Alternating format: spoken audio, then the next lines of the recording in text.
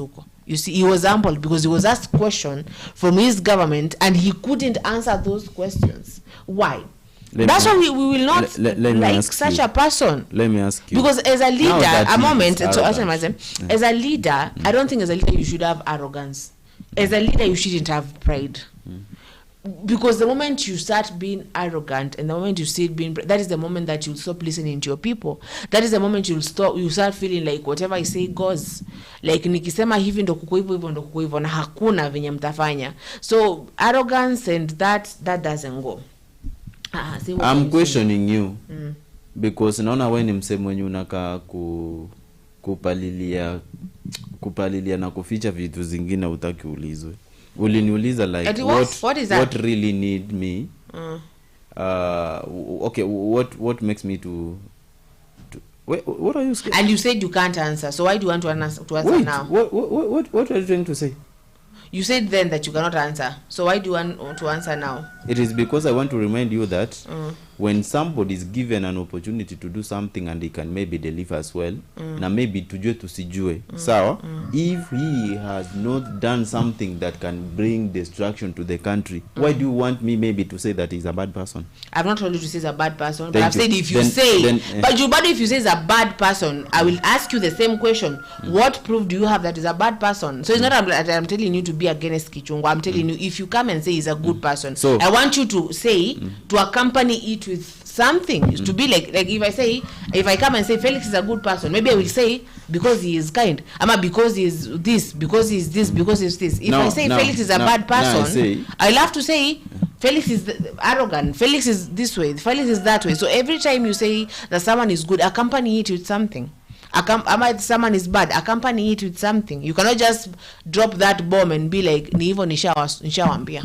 Sawa basi kwa sahi nimesema ni jamaa mzuri, sawa, na siezi mwekea lawama yoyote despite being arrogant maybe.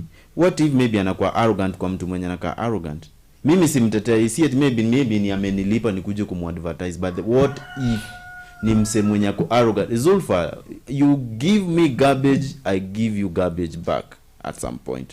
Unajua kuna ile msemo mwenye nasema eti mwenzaka akikupiga hii sehemu pop mgeuzie nyingine. Hiyo ni ya Biblia na mapasta. At some point hiyo kitu inafika iwezi work anymore. Sawa?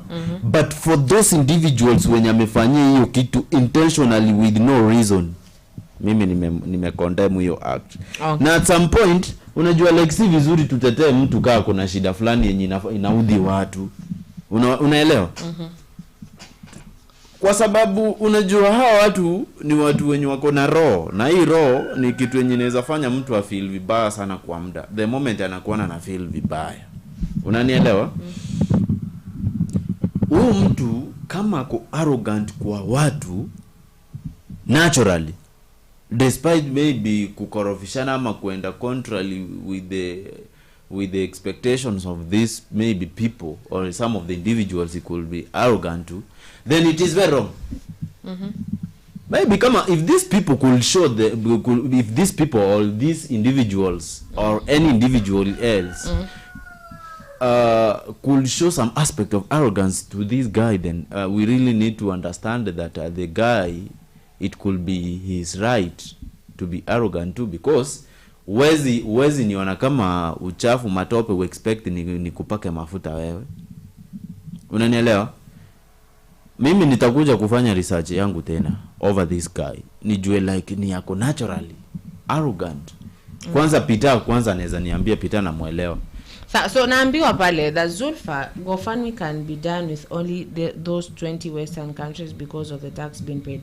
Okay, as we continue, actually, I want to really talk about something. So, why am I asking about the GoFundMe thing?